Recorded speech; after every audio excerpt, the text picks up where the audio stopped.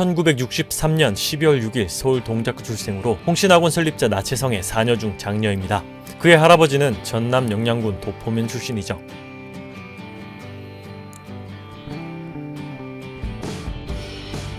그래서인지 나경원은 다양한 지역의 본인의 정체성을 강조하기도 했습니다.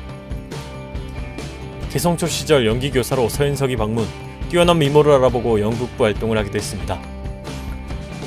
서울여고 때는 전교 1등을 차지할 정도로 학창시절 내내 우수한 성적을 유지하죠. 엘리트가 모이는 서울대 법대를 입학, 뛰어난 미모로 유명세를 터쳤다고 합니다. 서울대학교 국제법을 전공, 30세에는 사법시험 합격과 함께 우수한 경쟁률을 뚫은 동기 김계호 씨와 결혼에 골인.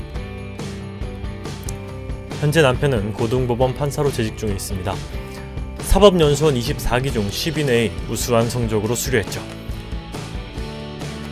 1995년 부산지방법원, 1999년 인천법원, 2002년 서울법원까지 총 7년 6개월간 판사로 재직합니다. 2002년 월드컵과 대선으로 후끈하던 대한민국. 당선이 유력했던 이회창과 급격히 판세를 키우던 노무현의 선거였습니다. 대쪽같은 판결로 유명했던 이회창. 평소 존경하던 이회창의 요청에 안정된 판사직을 뒤로하고 정치에 입문한 나경원. 여성 판사로는 추미애 이후 두 번째 사례입니다. 정치 입문은 예상치 못한 이회창의 패배로 실패. 2003년 변호사로 돌아오지만 정치판은 그녀를 다시 불러옵니다. 곧장 한나라당 운영위원으로 선출되며 정치판에 복귀. 이듬해 2004년 비례대표 11번으로 국회의원직을 시작하게 됩니다. 엘리트 출신답게 당선 직후 교수 출신 정치인과 스터디그룹을 결성하며 정책, 정치를 공부하며 정치자로서 밑바탕을 쌓습니다.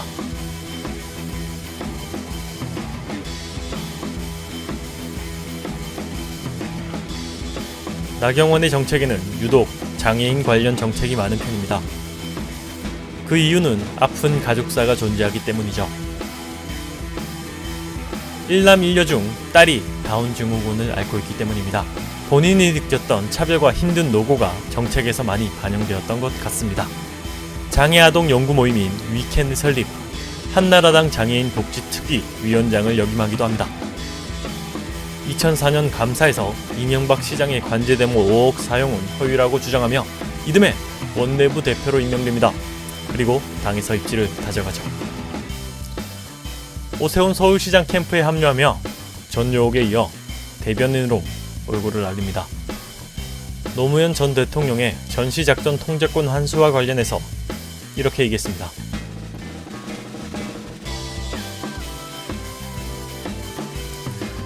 문재인은 김정은 대변인이라고 말한 것과 비슷하게 오버랩이 되죠. 2008년 서울시 중구에 당선되며 이명박이 주도했던 두 가지 업적 중 하나인 미디어법 중심에 나경원이 서게 됩니다. 합의정신과 국회법에 따라 처리할 계획이라던 말과 달리 고홍길 위원장의 기습 상정으로 날치기 통과하기에 이릅니다.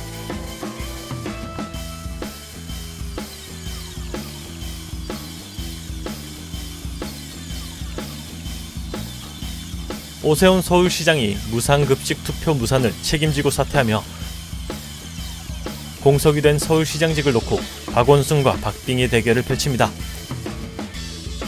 결과는 52.4% 대 나경원 46.2%로 아깝게 낙선.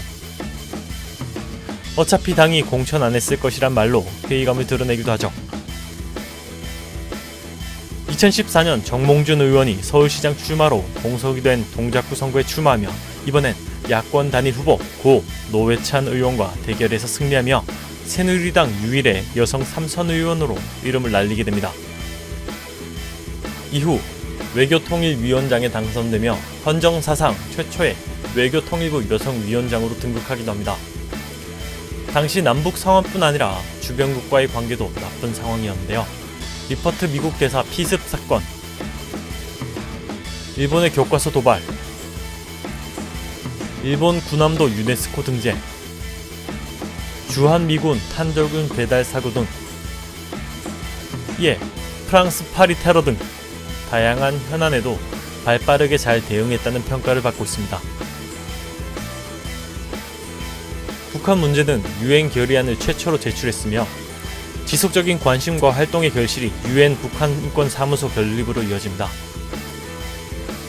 한중 자유무역협정 비준 동의안도 통과 협상 1년, 서명 6개월 만에 통과라는 성과를 내기도 합니다. 일제강제징용 시설인 군함도 유네스코 문화유산 등록에 꾸준한 반대 활동도 펼쳤으며 현안 처리에 있어 전체 회의, 긴급 현안 감당회 등 신속히 개최해서 즉각 대응한 점이 높게 평가를 받았습니다. 평창 스페셜 올림픽의 성공적 개최를 위해 많은 활동을 하며 능력을 인정받습니다. 평창 스페셜 올림픽이란 2013년에 개최된 지적장애인 올림픽입니다. 본 올림픽보다는 관심도가 떨어지는 게 사실이죠. 국민적 관심을 높이기 위해 백방으로 활동하며 청계천 걷기 대회 및 각종 스포츠 영웅들의 참석을 도모합니다. 평창 선언을 채택하며 스페셜 올림픽은 106개국 3,000명으로 역대 최대 규모로 흥행에 있어서도 하루 평균 3만 명, 총 20만 명으로 역대 최다 관중을 도모하기도 합니다. 큰 성공에 힘입어 2018 평창 올림픽 성공에 초석을 만들어냈다는 평가를 받습니다. 누구나 이면이 존재하듯 부정적 평가도 존재합니다. 딸의 성신여대 부정 입학 의혹. 이 사건을 보도한 황 기자를 고소하기에 이릅니다. 황 기자는 1심에서 무죄를 판결받았습니다. 2004년 신라호텔에서 열린 자위대 창립 50주년 행사에 참석했다는 의혹입니다. 자위대 창립 행사에 한국에서 한다는 것도 황당하지만 의원이 참석했다는 것에 비난이 다수 꽂히기도 했습니다.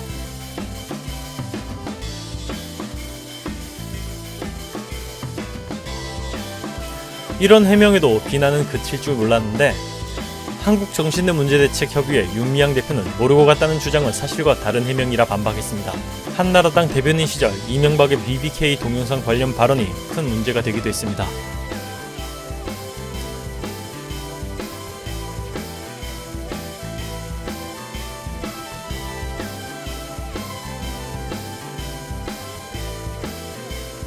라고 발언해 큰 비판을 받기도 했습니다. 후에 앞부분만 떼서 해석해 오해를 샀다고 해명하기도 했습니다.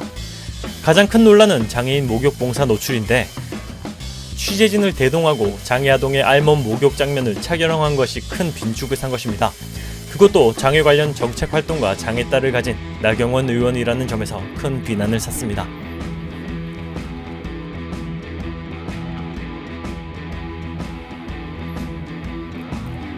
이렇게 해명했습니다. 이외에도 아버지 소유의 홍신학원도 논란이 존재합니다. 그렇지만 2001년부터 지금까지 이사직이 나경원 의원 본인이라는 사실이죠. 이를 두고 정봉주 의원은 심각한 거짓말을 하고 있다며 맹비난했습니다.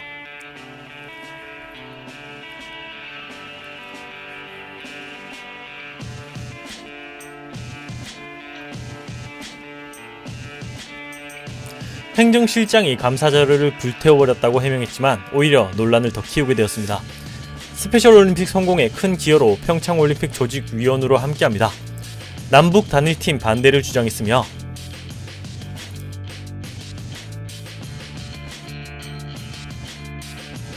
이와 같은 발언으로 그녀의 파면 청원이 순식간에 36만을 돌파하기도 했습니다. 다만 이 부분은 기존 선수를 갑자기 제외해야 했던 갑작스럽게 만들어진 단일팀이었기에 반대 의견이 많았고 올림픽만 기다렸던 선수들에게 피해가 나는 상황이었기에 잡음이 많았던 것은 사실입니다. 이런 류의 오해를 사는 논란이 많았는데 북미 회담 당시 북한 비핵화 전 종전선언 반대라고 말한 것이 한국 빠진 종전선언 반대로 와전되며 큰 비난을 받기도 했습니다. 북한에 대한 뚜렷한 자세로 일관했던 나경원 의원의 성향상 충분히 가능한 발언이었음에도 자위대 행사 참여 이력과 일본과 아베를 동조했던 발언들이 쌓여 큰 비난을 샀고 현재 나이원의 연관 검색어에 나경원 국적이 검색되어 있을 정도로 여론 낙관되어 있습니다. 여성 의원으로서 커리어도 최초 수식어도 가진 나경원 의원이지만 일본과 관련한 행적은 현재까지도 계속해서 진행형이라는 데 문제가 있습니다. 박근혜 탄핵 직후 유력 후보 캠프들마다 모습을 비추며 비아냥을 듣기도 했죠. 북미 협상 결렬 후 대통령이 김정은 수석 대변인 발언으로 큰 논란을 일기도 했습니다. 논란의 중심에 선 인물이지만 여성 의원으로서 독보적인 커리어를 이어나가고 있는 나경원 의원이었습니다.